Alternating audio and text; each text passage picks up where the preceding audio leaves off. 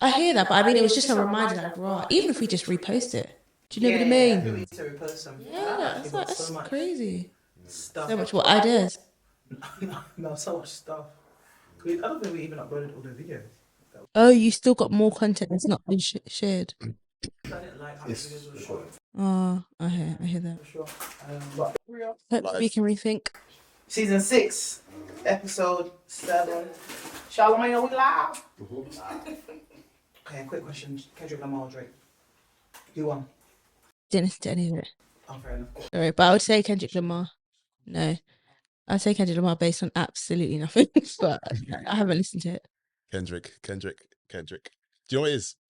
He's kind of changed the whole idea of rap beef now. Like, no, do you know what it is? To release a song and then wait. And as soon as he releases a song, bang, 2 more. It's like, come on. Like, everyone's going to start doing that now. Yeah. So what is it that he released two? What was the first? There's a long history to it, but like everything kind of all happened in the space of like maybe 7-8 days. So like Drake releases, I think it was 2 tracks. He's waiting for Kendrick to come back. Kendrick releases one, then he releases another, and he's basically waiting, baiting, and then Drake comes out, and then Kendrick drops like 20 minutes later. So I think that's when everyone realized, okay, this guy's a bit of an animal. Yeah, he's been ready for it. I think a lot of it was like strategy. Yeah. I think you see Kendrick doing that, like almost like death of 5,000 cuts. Yeah. Drake held his own though. Yeah, no, he did. It was just very very serious. Very serious.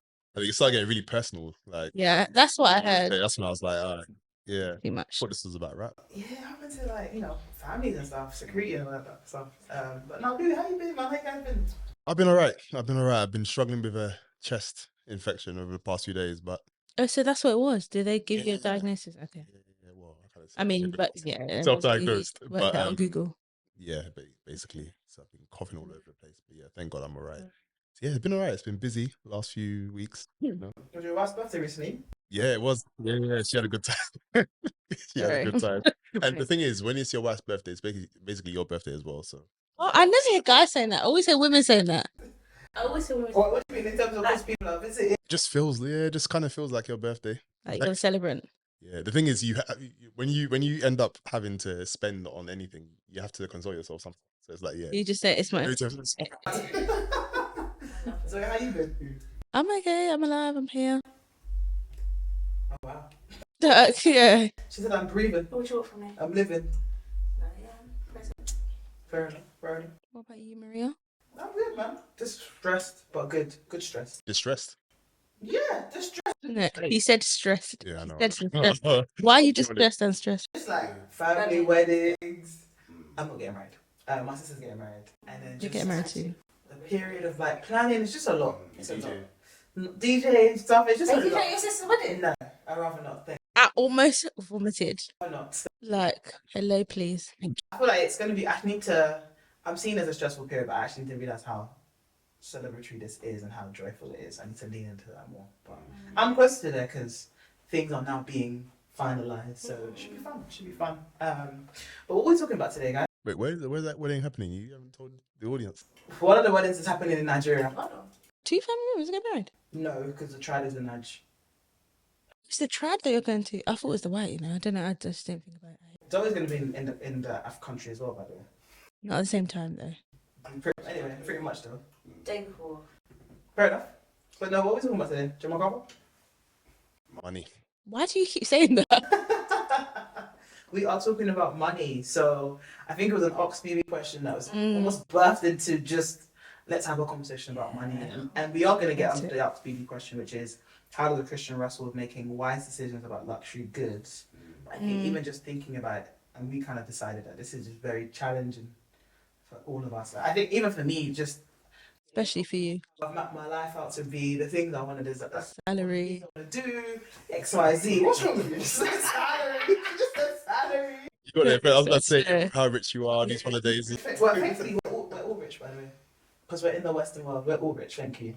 And then just my heart, like, do I have enough like checks and balances in relation to money? And then you think about the Black British context of social mobility. A lot of us kind of first generation, second. Am I earning too much? Yeah, no. Sorry, that's the last one.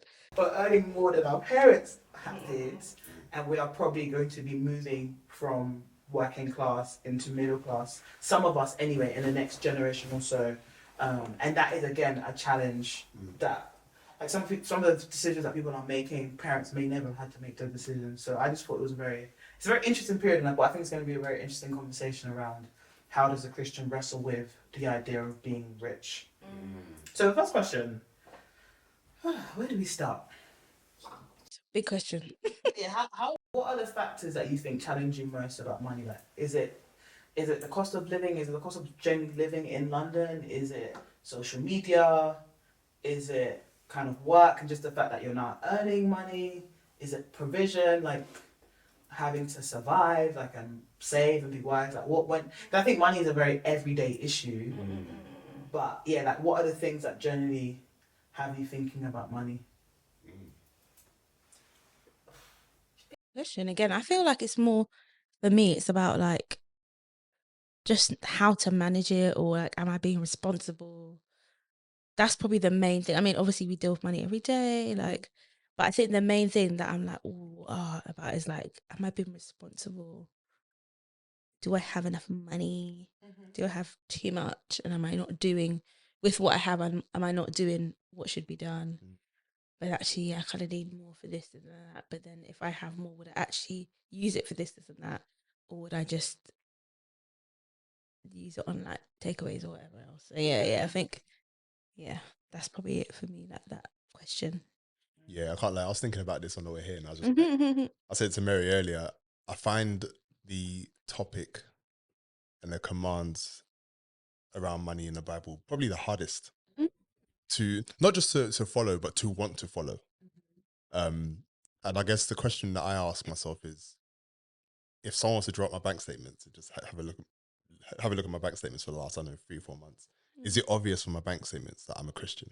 That doesn't mean I have to be like, you see, my salary comes in, out Christian organization A, out Christian organization B, like not necessarily that, but is it obvious that are my spending patterns the same as any other person, or is there something distinct, something different about it? So yeah, Questions, yeah. honestly, I just find it so convicting. And yeah, we mentioned John Piper earlier. I think Piper mentions God giving us money to show, or God giving us money and us living in a way to show that money isn't our God. And the question is, am I living like that on a day-to-day basis? So I think, yeah, it's a very challenging question. It's a very challenging theme. And there's different aspects, like you said, there's managing day-to-day, there's how we give, there's all of these things. But I think the overarching question for me is always, with all those things, is do I trust God with what I've been given? And then obviously, do I trust God to give me what I need for the future? So yeah, it's tough. Yeah, and I feel like at times I feel like I just don't have enough money. So that whole, I don't know, there's always a tweet of, you're very sick. You set yourself up. You set yourself. There's always there's a tweet that someone said about, because someone just give me 10K. And just the idea of, like, you're trying to save money, you're trying to give money to others, you're trying to, I don't know, look after family, book holidays, be generous, meet up with your friends, go to the fair, like just do so many different things, eat, survive, pay bills, which it feels like just leaving your house is £50 to live in a day. And then just them contrasting that with what God requires of you. Like I was listening to a sermon yesterday. Yesterday was Sunday in church, and the guy was basically saying, like, what does God require of us? And he said everything. And I was like, gosh. And I think the idea of God doesn't just want your mind and your intellect. He wants your treasures. He wants your time. He wants your talents. And I think sometimes when I think of my relationship with God, it's like He's got all of me, but money. Like I'm gonna give my offering, but like what am I like? I go give everything to you. And I think that even means I've got to give my will over to Him of like what I do with this money. And then you're just thinking of like even today, like preparing for this. Like there's so many scriptures in the Bible that talk about the rich just don't go to heaven. Like generally, like the rich don't go to heaven. And we're not talking about Elon Musk or like Jeff Bezos. We're talking about just living generally in the Western world. The majority of us are actually very, very wealthy. So it's a tough balance. Like how do you guys think like social media has changed the view or the perception of wealth and like luxury anyway? Not gonna lie, this one I feel like it's such a like clear before and after for me in terms of like everybody. It looks like everyone has money. Or everyone's got people that you know. I think the thing with social media as well, it's like obviously depending on your age, we had a life without it, and we've had, but it's also come with growing up. So I can't tell how much is it just growing up and stuff like that. But I think it's like it's really weird seeing like on your feed, seeing bare of your friends, like people that you actually know. These are real people. They're not celebrities or from the TV. These are actual people that you know, went to school with or went to church with, whatever, and they are perhaps making a living off social media or um whatever else, and you're just seeing it's as if everybody's got money. It's as if everybody's gone on 54 holidays. It's like no matter who you are, where you are, there's luxury items, there's just a sense, even food, even going out to eat. It's so, of course people don't post like just day to day random stuff. Like some people do, but generally people post highlights or fun things, etc. But it can look as if you're just seeing, because people post the highlights or the best. It looks as if that's all there is, and then I think naturally it's like, oh, maybe I should also be going on holiday. I should also be eating sexy fish all the time. Do you know what I mean? So I think it's just, yeah, I feel like it's really like black and white to me in terms of the impact of social media on me personally. Yeah. Yeah, I couldn't really have said that any better. I think it's one thing to say, oh, social media's, I don't know, for example, put more pressure on me to have to go out and spend or to go out and do a massive, I don't know, baby shower or wedding or whatever. But like you said, it just feels like everything's so accessible now. Wait, that person over there that I know is wearing the same bag that Kim Kardashian was wearing, or do you see things like that? It just feels like everything is easily It's like accessible. so accessible. Yeah. Yeah. And I know you mentioned the 54 holidays, you were Mm-mm. compared to Mary, but 100. You know, one holiday this year. one holiday. Okay. She's probably traveled but wasn't on holiday. Did you get? No, I've only been on one holiday this year, How many do you have left? which was booked last. How much do you have left? Darling. How many do you have left? Sweetie? One. I've only booked one. For the rest of you, you've only what? Booked one. How many have you planned? None. Guys, I'm actually trying to be responsible this year. I'm trying to be responsible this year. But like, it could be a challenge. Like even just like I think when you like, for example, I'm trying to be like, oh, I want to dress a bit nicer now. So where did you get this outfit from? I'm like, wait, your dress is £300. Yeah. Like, wait, where did you get your watch from? Wait, daily paper, essentials. I remember when I went to buy essentials hoodie. I won't forget the day because everyone was wearing essentials hoodie. Like it was a Primark jersey. Like I was just, oh, let me just go check Fair of God. I said £300 for a hoodie. And then I was like, wow, people, and of course, I think there's that negative sense of like, oh, you know, people are doing this, and you know, they're accumulating debt, and it's like, no, some people just got it. Like some people actually are earning well, and you can't compare yourself to them, nor should you. But then there is that sense in which you can actually place your value on these things, and that's where you see the entrapment of wealth, because of course there can be Christians who are earning very well and shopping at nice places and going on holiday regularly and living a lifestyle that glorifies God. But for you, or even for them, there's the challenge and then the temptation of how this can draw you away from God very, very easily. Like there's so many scriptures about, you know, don't be haughty, you know, put not your trust in the abundance of things. Like there's so much text that says, of course you're rich, well done, but be mindful of these things because there's a challenge. And I think when I'm on social media, I think I'm just taking it all in and, oh man, and see, oh, that looks so nice, wait, the dress is £250. Okay, I'm going to add that to my list, and then I'm going to do this, I need to get this, and you're not always thinking, Mary, this is, you're storing up for yourself treasures on earth, but what are you doing for your soul? But in saying that, should Christians desire to be rich? What question? I mean, it's a bit of a fake question because I'm saying in another sense that we are rich, but living in London, the kind of just how to live in this area, like how do you, shouldn't we desire to earn more? Shouldn't we desire to command a bigger salary? Shouldn't we desire to live in bigger houses. Like you even just think of the idea of if you're an average 30-year-old, you're probably married, you may have children.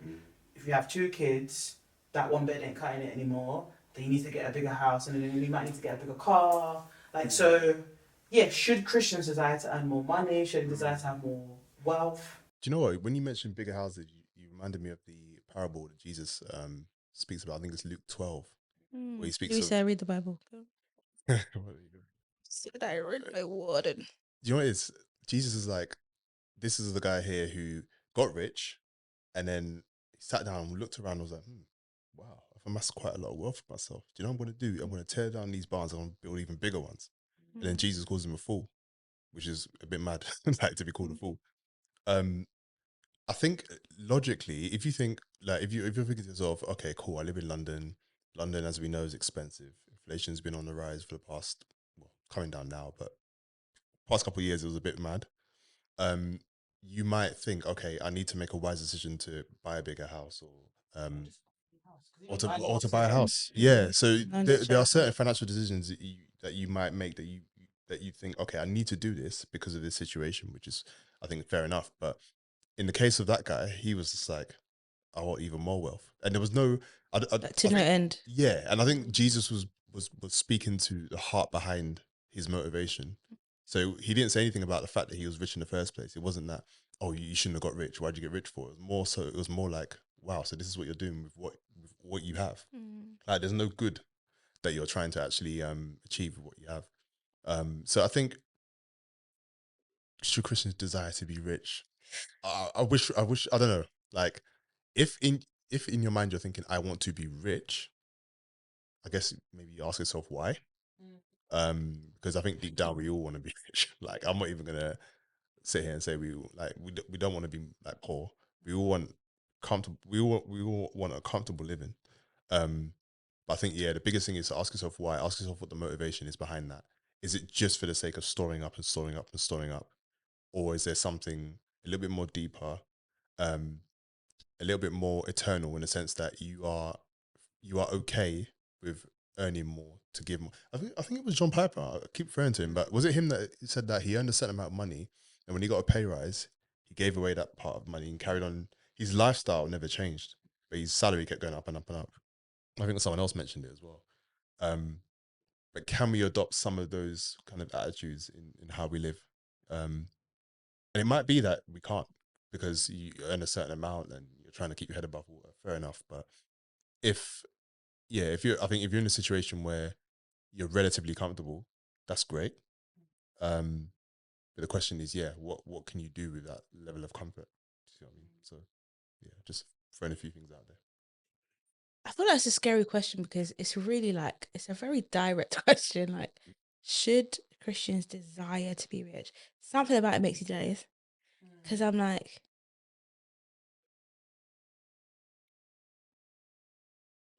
I just sorry, I can't remember what the scripture is, but I'm sure it speaks about the language of someone desiring to be rich. I'm making this up. James, it's very specific and it says something something. He who desires to be rich falls into many. No, that sounds like First Timothy 6. Yeah, I think it's Timothy. Whoa, I said Proverbs. I shouldn't be on this podcast. Right, it might be But I'm joking. But can So you First read it, Timothy please? 6:17-19.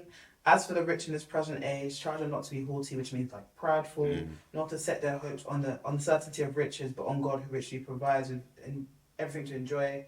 They are to do good, to be rich in good works, to be generous and ready to share. I think the part that's talking about is I think it might be 1921. Hold on, continue. I'll probably. Yeah, that's cool. Talking about, I think it ties after like the love of money for many who have kind of sought after that. They've kind of fell into many pangs and wandered away from the faith. Not gonna lie, I should have googled it before I got here, but I'm inclined to say no, but I would need that scripture to back it up. But I feel like, is there a difference between desiring to be rich, and by desire, like pursuing the desire to be rich, and love money? Are they two different things? Can you? I'm assuming someone said can believers love money? Mm. It'd be a straight no. I think it's a heart thing, you know. Yeah, that's. I think it's a heart thing. Cause I think even if you say, because basically, if you ask me, do I desire to be rich? Yeah, I'm gonna be like, well, the only reason why I want to be rich is because I want to provide for my family, and you know, I want to give to the poor. No one's ever gonna say, I want to be rich so I can be secure myself, and I don't need anything. I can be very independent, which are even in and of themselves, they're not negative things, but you can actually see the dangers of that. So I think the temptation sometimes for wealth is our motives and our heart. And I think even when you look at verses in the Bible, there's always that sense that the love of money is the root of all evil because your motives are just skewed. So even if someone says they desire to be rich, they're going to give you noble reasons as to that. They want to provide for their family, they want to give to the poor, they want to be generous in the church. They want to give their resources that God has given to them to the world. But I mean, but I feel like that's not usually what is being asked by the question. Should Christians desire to be rich? I don't know if that was the BB question, but it's like I think usually when people say should people desire to be rich, they're not saying should we desire to provide for our families, should we desire to not be poor, because the obvious answer to most of the things is going to be it's fine to want to give to your family. So I'm assuming that the question is not should we want to be rich so that we can bless people from the kingdom of God? Like, Yeah, I get what is it okay for a believer to be like, I want to be rich? I would, but then yeah, I think that's a helpful breakdown actually. Yeah, because I'm Because struggling to detach that from the love of but then money. I guess the kind of question I would ask back is, well, maybe less so a question, more so a thought.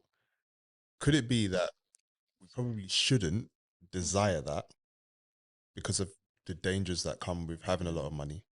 It's the same with having a lot of power. Like we can all sit here and say, oh, like I don't want to be powerful, I don't want any fame or whatever. Like, oh, I just want to sit here and do my thing or whatever. But It's not true. it could just be that we won't be able to handle a lot of fame and power in the same way we won't be able to handle a lot of money.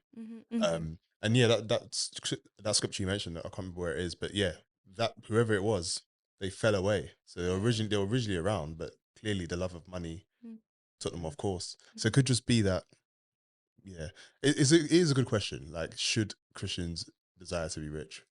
But then, and separating the should from do. Like Christians do desire to be rich, but it's like, and Christians are rich. But I think the should element is the almost like, is it okay or like, yeah, is it? I don't know. Can the Lord be pleased with the desire to be rich? it's the verse before the love of money is evil. If I take it back, it talks about we have food. If we have food and clothing, with these we will be content. But those who desire to be rich fall into temptation, into a snare, into many senseless and harmful desires that plunge people into ruin and destruction. For the love of money is the root of all evil. All kinds of evil, which I really love because it's not the root of evil, it's the root of all kinds of evil. And I think that's even a part that our hearts aren't always necessarily open to. So the person who loves money and potentially desires to be rich is the one who compromises with the world, is the one who prides in their possessions, is the one who's stingy and ungenerous to others, is the one who doesn't love or trust God for provision. And I think that's all kinds of evil that come out from there. Whereas those who don't desire to be rich, lean on God to provide. They trust in the Lord. God supplies their needs. They give freely because God has given them everything freely. And I think that's the danger we can often fall into, where in wanting to accumulate wealth, because even something you're thinking about because I think John Piper's done a really good job of just. It's referring to, because I haven't heard it. Is it a particular? Is it a series? It's Is it a just over sermon? the years, Over the years, I think I'll ask Pastor John, and I think he's written so much about the temptation of money, and I think he's a great kind of resource to go to. And we could probably put something like the show descriptions as well. But one of the things he was saying is that you could easily, and of course Christians are rich. Like you have friends who are earning really well, and they're like in their early 30s. I've got friends like that. I'm gonna get to 50. I'm gonna get to 50. I'm never gonna stop this. Really well, and the temptation can actually be that you could be in your late 30s, you could be at any age and feel like that £2 million home I live in is a necessity. Or like that's where God has that's where God has placed me in, because he could have placed me in, but you never think, what's the danger of me being here? Like what is the danger of that salary increase? Like what's the danger of me getting that new job that propels me into another tax bracket that now makes me look at people like, like what do you mean you shop in this place, or what do you mean you go here, or what do you mean you do this? Like it makes you judgmental, it makes you prideful, it makes you you become haughty, because at the end of the day, you've got it. Like even the idea of people, the wealthy who come to the Lord. I mean, if we look at the Forbes 500, I don't think many of them are disciples of Christ, because they've been drawn away by the things of this world. And I think it's very easy to conflate your wants with needs, and then think that because God has given that to you, that's not a temptation you wrestle with. So I think even with me, like I'm never ever. There's so many other things in my life that I'm generally thinking, oh Mary, what's your checks and balances with that? You know, with lust or pride or all these other things. Like how are you living your life in a way where people can challenge you, where God can examine your heart? But with money, I'm like, this is mine. Like it's almost like my extension of control. But even just preparing for this, I've never thought about what are the many ways in which me being wealthy can mean I'm not a Christian tomorrow, or can mean I actually turn away from the Lord or walk away from the Lord. So, like you were saying, I think it's so pervasive. It's so like day to day that I think it's hard to. Maybe if there's like a big, massive, like when people like if you won the lottery, or like these hypothetical things. Okay, but hypothetical things, I feel like I know. Should Christians spend a lot? Oh yeah, should Good Christians question. gamble? My answer is yes. I'm joking. Actually, I don't know, but Sorry. you were right. But I think sorry, I think I lost my point. Oh yeah, I think because it's so day to day, it's like you could just have massive like I'm not even going to think about this. I'm not going to think about how it um like do you know what it is? I feel like our attachment to money and to the attachment of money to like well-being and safety and stuff like that is so the temptation to believe that that's what sustains us is so strong that it's like if I sit and really think about what are the pros and cons of getting this new role in relation to money and my heart and salvation and my faith, I'm gonna lose a lot. Like almost like God is gonna. I think sometimes there's a fear that's like God is going to.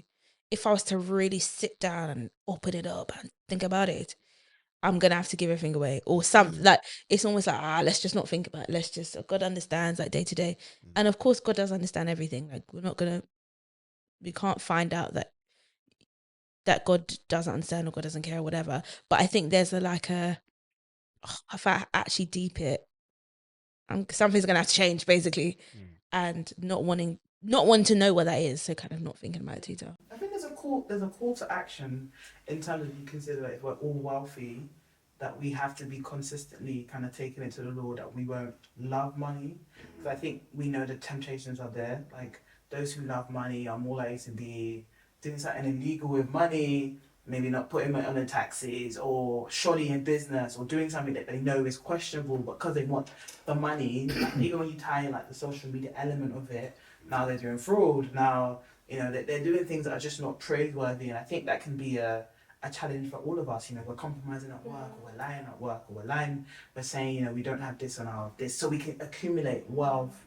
And I think it has to be something that you wrestle with with the Lord. But I think the other extreme you can fall into is the idea that we're just called to give all our money to the missionaries, and like God actually understands the idea of needs and providing for family and being generous and just very simple basic needs that he said he would provide anyway.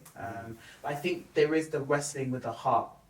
Like there's the wrestling with the heart, and I think it's the willingness to be kind of sacrificial, that can be a challenge of, okay, you've got this luxury item that you really want, or you've got this holiday that you really want. Like even when you think of the Puritans, like the Puritans used to discourage holiday, like consistent holiday going, because they saw it as worldly. And it's like, Hold on now. But that idea of being constantly away from your church, and that idea of you're traveling so much that you're not thinking about the next world, only thinking about this world. Which Puritan was that? I think they were generally like of that opinion, to be fair.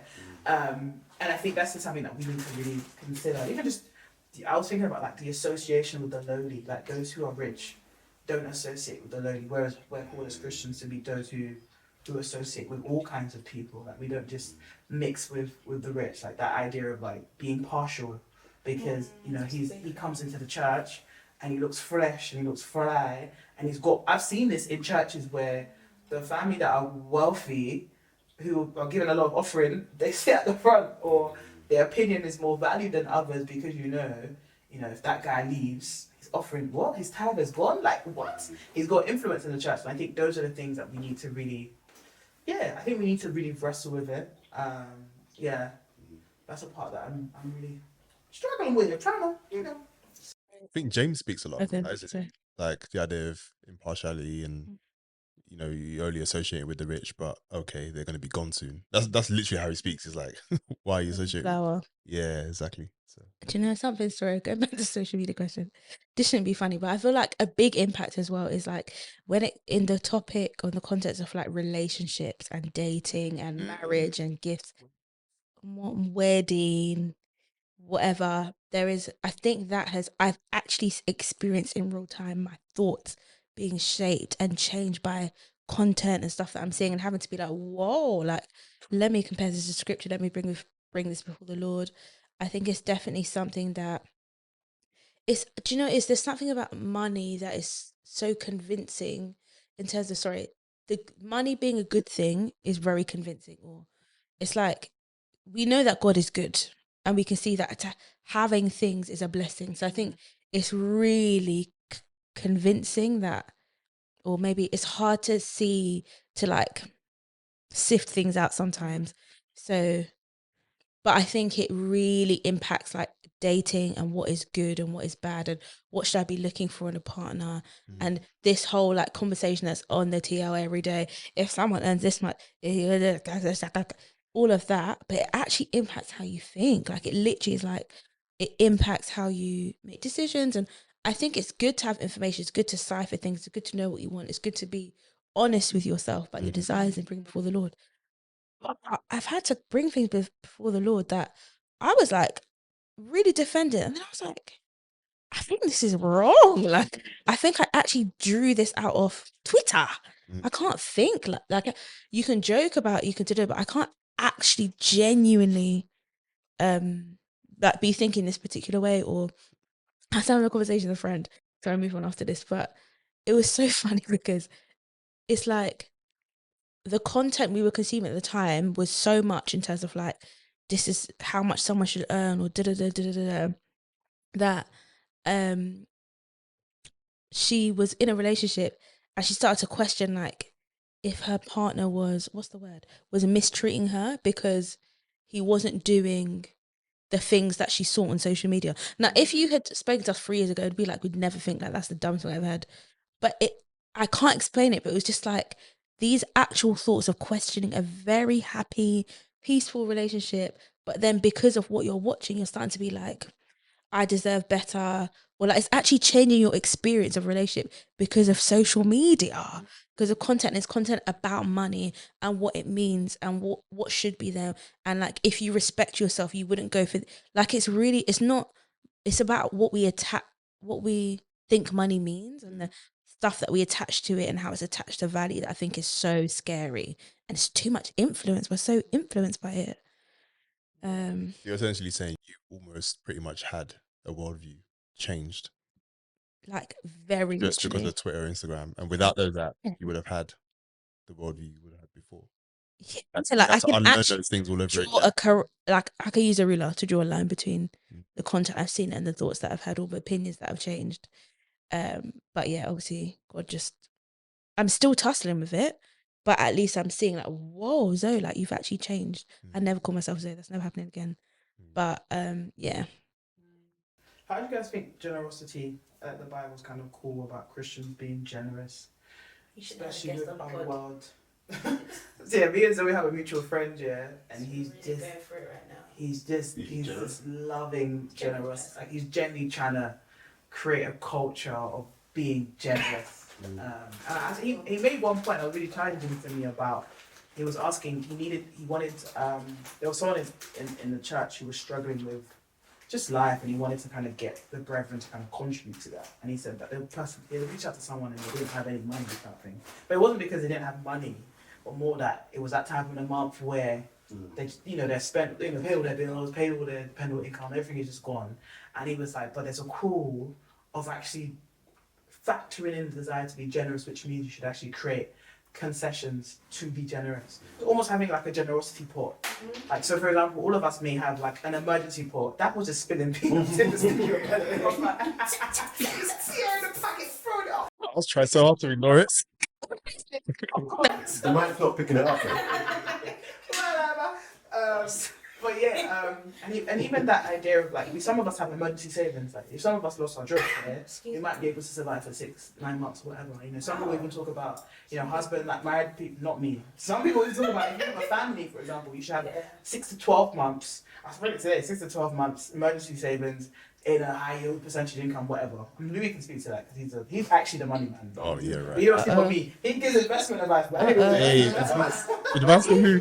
So you're the finance expert. Hey, we're editing that out. We don't create generosity pots. Like, we don't think about, if you hear that, oh guys, someone's just lost their job and they need money, we're all like, oh man, but that, I've just got my monthly finance for the car or the mortgage or my parents, but we're not thinking about the radical call of discipleship that means that we do good works, especially to those in the household of faith, which means that if it's between that luxury item and helping a brother, I hope you don't wrestle with that. I hope the decision is It's not. it's not like let me tell my wife, but if we do this, no, it's like you generously give, and I think there's that. I think when I was reading about the subject of money, especially looking through so many scriptures, Jesus is definitely saying rich people don't enter heaven. Yeah, or That's actually a mad they thing. struggle to enter heaven. Yeah, There's too many passages. Yeah, Like, it's actually impossible. impossible. Yeah, That's so crazy. Jesus not even like, he basically said, if you're occupied with wealth and you love money, Forget you're it. not going to heaven. That's Yeah. crazy. And on the other That's a hand, crazy statement. if you have been changed by me, you give. Like, you give. And it's in a radical way. Like, you actually make contingencies and you change your life and you sacrifice things so that others may have. And I think that tipping point of what I want my life to be and how I value security, and for me, money's always been like a security thing versus you can't love money / give has been like, dagger, basically into my heart. But yeah, what do you guys think about like that radical call for like being generous?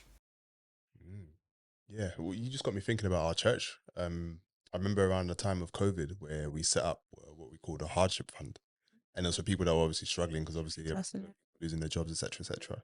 And that fund is still running to this day. Oh, So so you have the option beautiful. to give, and then you have the option to stick in your kind of giving reference hardship fund. It just means if anyone's really going through it, church can dip into that little pot and provide. So I think we need more kind of practical things like that, But yeah, the generosity side of it is important. But like you said, going back to what we said right at the beginning, this stuff is hard because you might think, I want to be generous, but man, I'd save for something, or I want to be generous, but I wanted to buy this or buy that. See what I mean? So, like you said, it is a heart issue, and we need to get to a point where we shouldn't even have to think about it. It should just be straight generosity, where we can, obviously, where within our means. So, Yeah, I feel like it is radical, and it is. I feel like it makes when you know what God is like, it makes sense why knowing Him would make you generous, but you can still feel it like, right, this is a sacrifice. And I think it can be a beautiful thing to acknowledge, right, this is difficult, or I'm losing. Like, that's a beautiful thing. It's better to give than to receive. But I think it is like knowing what God is like, how beautiful He is, how kind and how generous, and how much patience He gives to us, how much He's provided every single thing that is on our bodies that we've ever eaten, the chairs that we're sitting, like, it's literally the kindness of God, the shoes on our feet. Like I think it's hard. I find it difficult to maintain that view all the time. But when I do, it clears my eye. Do you know what I mean? But it's just hard to feel like that all the time because I literally paid for something. So it's like, thank you, Lord, for my food, but I also paid for it. But I think when I deep it, that like, yeah, I paid for my food, but the money to come from that is literally from God. Like, God has literally fed me and clothed me all the days of my life. Like, I think if I saw it like that all the time, the generosity feels so natural, or like it's really logical. Like, my man, just receiving every day for breath. Like, I can't breathe by myself. Some of us Like, have 9 to 5s or businesses, so we feel like we've. some people have both. some people have both, but She looked in your direction. I don't know what's in my direction. I don't know. Are you a DJ? Anyway, so some people have both. That's a hobby, by the way. Some people have both. Is it for free? Yeah. So The wedding you did last week, was it free? You're really sidetracking my point. You're savage. Really sidetracking my point. What I was saying is that Sorry. yeah, we all have. Well, some of us have 9 to 5 for businesses, or majority of us may be working or have worked before. So you've earned that money. So when you receive that pay slip or that comes into your bank account, you feel like this is mine because it's I've put in effort and I've benefited from it. So when it comes to giving, okay, we give God out 10% or whatever you've allocated, but everything else is for me. Yeah. And when it's like, God is like, no. 100% is mine because the world is mine, the earth is mine. That money you've received is mine. Like, I've given you the grace to do that. And I think what you're saying is that if you actually have an idea of all of this is God's anyway, and if God demands of me everything, then I should give everything for Him. Or what I should do with my money should glorify Him. Like what you said about, if we saw your bank statements, would this show that Louis is a disciple of Jesus, or would it not? Or like would it show the Mary she just loves BA and she just loves luxury goods, or she just loves this and this, but there's nothing here that speaks to sacrifice or making concessions, and I think that's the Difficulty. And I think the flip side of that same point, if we were like seeing all the time, like, wow, God's given me air and breath and everything, then yeah, I think it would be like, obviously we should give Him everything. But then also, there's a freedom to give it because it's like, God's going to clothe me, God's going to feed me, God's going to... So it's like, the anxiety is like, if I don't, then... You already know. Steve wrote that, No, Steve he wrote Blessing. Did he write Jara as well? I heard that you wrote Jara. If he wrote Jara, yeah, his pen is crazy. He wrote the Blessing. He's got a pen game, yeah, he does He have was a one pen of the game. co-writers. You don't know the Blessing? Don't you know the version? Is it this shit or like? What is the song? How's it go? Blessing. May the goodness of the man. All you know is Tim Zora, you'll get. Okay, everyone needs to calm down. I literally sing it. Oh, the blessing. Da, da, da, can't you see? It's called a blessing, though. It's like everyone's been. Okay, sorry then. You're still singing my prayer there, man. Fair Oh enough. my God, she said you're a Puritan, chair. 5067. But no, we were talking about the provision of God before I cut you off. Provision. I can't remember. God's going to provide. So if you know that, so you're free to give because you know God will provide. Even when you look at, I think it's Acts 3:4, where the local church sold their possessions for the sake of the gospel. And of course, people might think that's a bit extreme, but there's no fear of that because God will provide anyway. Even if you did take your bank account and said, go take it, God would provide. Like we believe that, don't we? And I think that's the thing I can often wrestle with. I want to give to the Lord, but I also want to maintain my sense of control as well. Yeah, you literally just got me thinking as well. I don't know what chapter it is in Acts, but we saw an example of what the love of money could actually do. And Ananias and Sapphira, they were one of them, at least. They came in and said, here you go, here's our bit. All of a sudden, it's like, actually, no, you guys love money a little bit too much. But my thing is, the punishment they got, like, to both just die on a spot like that. Both of them died, man. Yeah, it's a both big of them died. And I've always thought about the line aspect, but I've never thought about the love of money. Yeah, I've only thought about the line to the Holy Spirit. Because they love money so much, yeah. And that's the thing. the root of all kinds of evil, and the evil was they lied. Was pretending to be generous in the same way that other people were.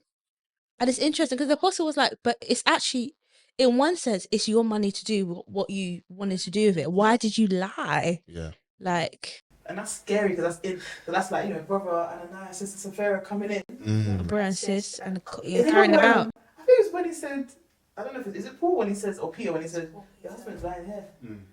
They're gonna carry us as well. They're gonna carry you out too. Yeah. You lie to the Holy Spirit, you lie to God. Sorry, that's a challenging scripture. Yes, it is.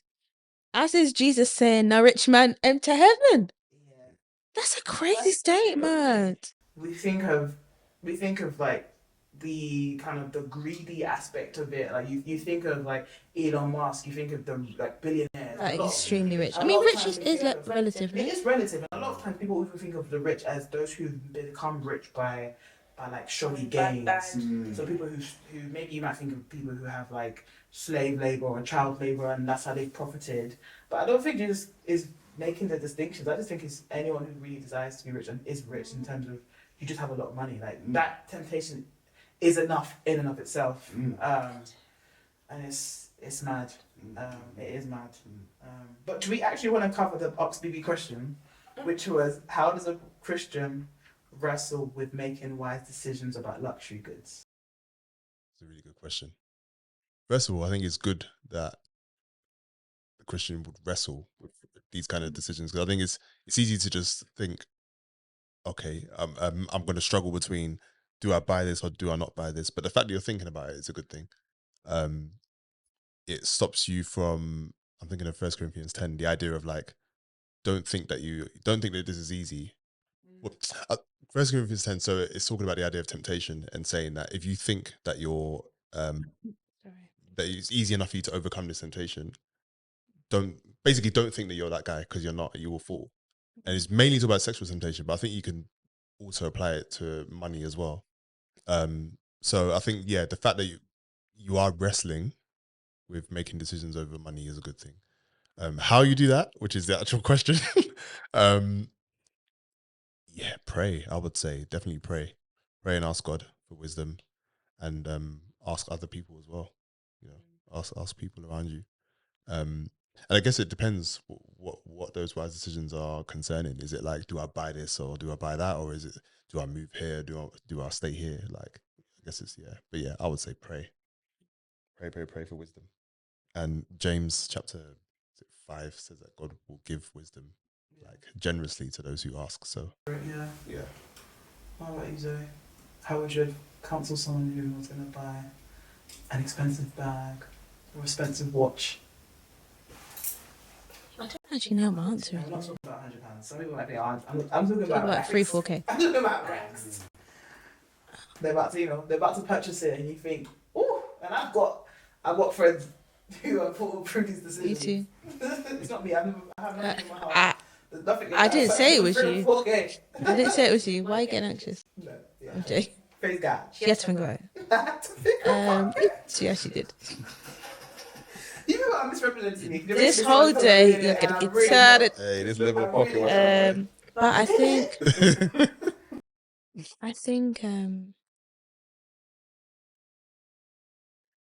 yeah, I don't know. I think I actually just really struggle to give like practical advice. Yeah.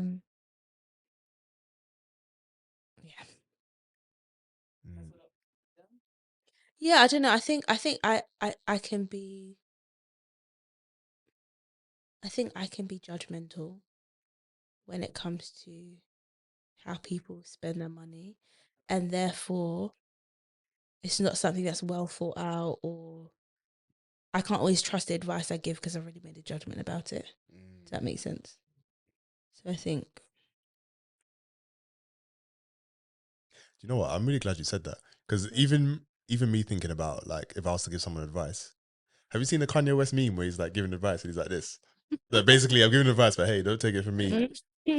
I can give you advice on what I think might be best, but please, like I'm probably not the best example or the best person to actually give you that advice. So even thinking about money in general, and obviously wrestling over these kind of decisions, I guess if we flip it a little bit, I guess a good question to ask is, let's say you're thinking of buying that bag and that bag costs 3 or 4 racks, like you guys said.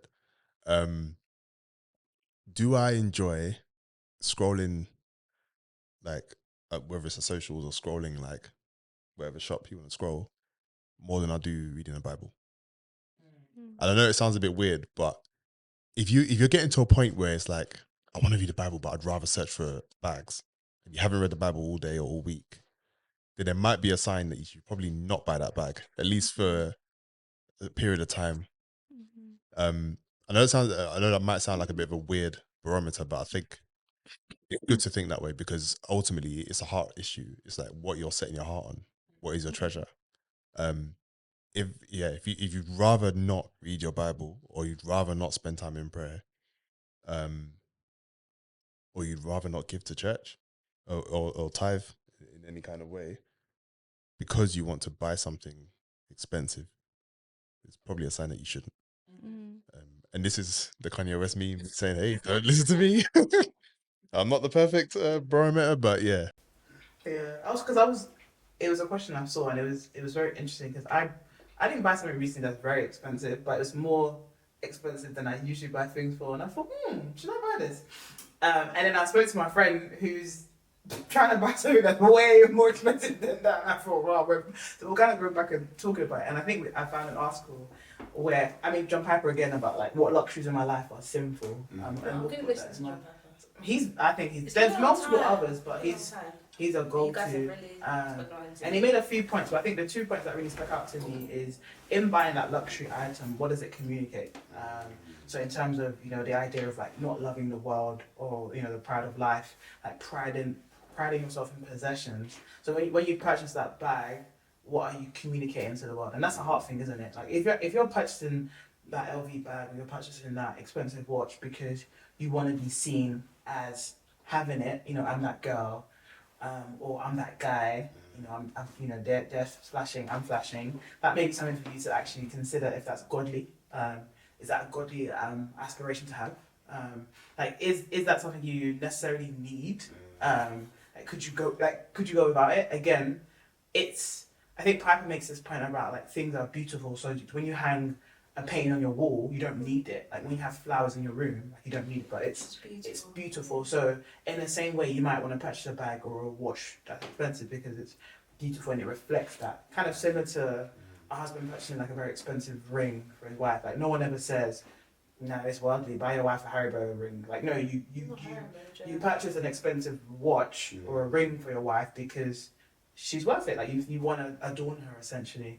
And in this very similar way, you could make that same kind of point, one off, for kind of an expensive luxury item. And I think the other thing he says, or one of the other things that stood out to me was the idea of, does it take away from an act of generosity? So like if you knew like you're about to purchase that bag and you're hearing hardship fund is low, guys, and it's generally like if I spend £10 debt, I can't afford the expensive item, then it should be that. And of course, there is a sense in which we can always be given to missionary, we can always be given to a need, but there probably will be more poignant needs in your life where I probably shouldn't do that. Or even in the idea of, if I get that car where I'm paying £300 a month, or if I get that, I don't know, I get a new house and I'm paying more than I used to, I now won't be able to give enough money to my family anymore, like, maybe my parents or a sibling who's in hardship. So is that a wise decision? And I think that's where the sacrifice comes into it. I mean, sure, I think it's a hard thing, but I think, I think what you said about, really searching your heart, praying about it, counsel, like sometimes but I think that the issue sometimes is that you can be obsessed with something where you're just like, I'm gonna get it. I'm gonna get it. And that could be anything. We're talking about racks. That could be AirPods. Like it could be something that is, you don't need AirPods is, I don't know, £200. You don't need AirPods. You could just get £20 AirPods from Amazon, the fake ones. But that may to you. I did that lately, straight from China. That might be a status symbol or an item of clothing that's like £100 that you really want to, and that again is a hard issue of. So hard to discern, man. Yeah, it's tough. Yeah, it's it's tough. But I think it's so useful. Like even some of the questions that you read out, just I think questions can really help you. Like I think it's like how God uses these types of questions to give us wisdom. Like and we can know if we're being wise because of the I can't remember the order of it, but what it says, like you referencing in James 5 about wisdom from above is first pure and it's first. I feel like sometimes, not necessarily, I haven't really thought about it in relation to this, but I think sometimes when I'm like, what is wise in this situation? Actually, uh, going through my ideas and putting it against, okay, is this pure? Is this wanting the best? Is this whatever else? Is really like refining. Um, so I think those questions are amazing. I think it's so helpful.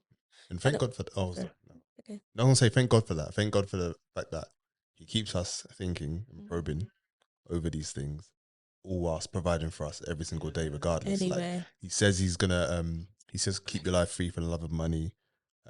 Be content with what you have because I'm not gonna leave you or forsake you. Like I've said that, and yet He's still, despite our kind of imperfect efforts to handle our money and sometimes our deliberate efforts to say no mine, like you said, He still provides for us, you know. um so yeah. Even things like job applications and getting that role, and even seasons of I've been with people who've had seasons of like unemployment, but God has been able to provide, and it's just that idea, and it's just what you said in the beginning about the spreadsheets, like, and your bank statements, like how practical am I being when I get my monthly salary, or I get any income, like how often am I saying, how am I going to use this to represent or beautify the gospel? Like, how is this a response of what has God has given me? And I think we can do that in so many other ways, like our church attendance, like our Bible reading, our praying, our time with the Lord. But how often do we say, this treasure, this resource that God has given me, how am I using it to glorify God? And that is something you don't just do like whimsically. You actually have to intentionally do it. And I think, yeah, it's such a challenge, like having these conversations about like how am I going to go away and think about the money you receive, because all of it comes from the Lord. But how am I going to respond in obedience, and how am I going to do things that make much of Him? It's just something you have to really sit down and prayerfully think through, because of what we said in the beginning about just how everyday money is, like how practical it is. But that's not an excuse. It should be something that we actually say, Lord, like, search my heart, like, examine myself, examine me, and show me if there's any way in me that doesn't glorify you. So yeah, man, try everyone chasing a bag, man. I think even in saying that, like, it's such a weird saying that, like, we're saying this, but there's another sense about, we should be like entrepreneur if God is, because that's a gift that God is giving you. Like, you should be wise. Yeah, like you should be wise in asking for that salary increase, or going for that promotion, or applying for another job because you want, like, those are fine as well. You want to grow and build and progress. Yeah, because we don't want to make it seem as if money's not bad. It's our hearts that are the issue. Like, money's just the resource, but I think it's our hearts that are the issue, isn't it? Same way sex isn't bad, but it's our hearts, isn't it? Same way food isn't bad, or alcohol, it's our hearts. I love food. You just got to be thinking actually. Is it the Proverbs 30? There's a prayer in the Proverbs where it's like, don't give me too much that I will become haughty, basically, and forget you. Don't give me too little that I end up stealing. Um, that Feel curse, like he yeah, was exactly. God. Yeah, sorry, yeah. So I think, yeah, we can apply that in our own day to day as well. Like, God, I trust you to give me absolutely everything I need. Help me to handle what you give me with, obviously, with wisdom and with care and with generosity. Um, and if you genuinely are praying for more money, pray to the Lord for more money. And if if he decides to give that to you, then praise God and do what you can with what you're given. But yeah, I think ultimately, thank God, there's loads of prayers in the Bible that we can kind of apply in a monetary sense. And yeah, I find this whole conversation challenging, honestly. Like, so challenging. Probably the most challenging recording Really? that I've been part of. That's, yeah, definitely. I feel like we could also pray, like you're saying, pray that God would help us to, that He would discern our hearts and all of that, like you said, and actually that he would keep us free from the love of money, and that we'd bring all of our like anxiety, like fearing about love and money, still bring it to him, expect him to help, expect him to keep us through. We don't know, God might turn around and give us lots of money or take money, like we don't know the future, but to pray that we would always trust him, always know that we need him, and we'd never ever ever love money or fall into the love of it. I think we naturally love it, but we would, God would actually help us. Like, you know, the way we pray to be kept, like, Lord, keep me from sin, keep me from the love of money. I don't think I've ever prayed that. I might have, like, it might have floated around in my head, but I've never prayed like, Lord, there's many things I've asked Jesus to keep me from. I don't think I've ever asked him to keep me from the love of money. And given how much scriptures there is about it, it's an important prayer. Yeah. Important prayer. So important. Yes. Anything else we want to add? But we might challenge you and end it there. Shout everyone chasing the bag, man. It ended like How should I end he tried to end it the second time. Keep us from the love of money, Lord. Amen. As we chase the bag. No, yes. Give us what we need. Give us what we need, daily bread. Give us And what. lay our treasures up in heaven. Yes, lay your treasure up in heaven. Invest in that. And be a world changer. Seek first the Looking kingdom. good. You need a lot of money for that. Yeah. You need a lot of money to be an influencer. So yeah. Black Berea. Us all being challenged, yeah.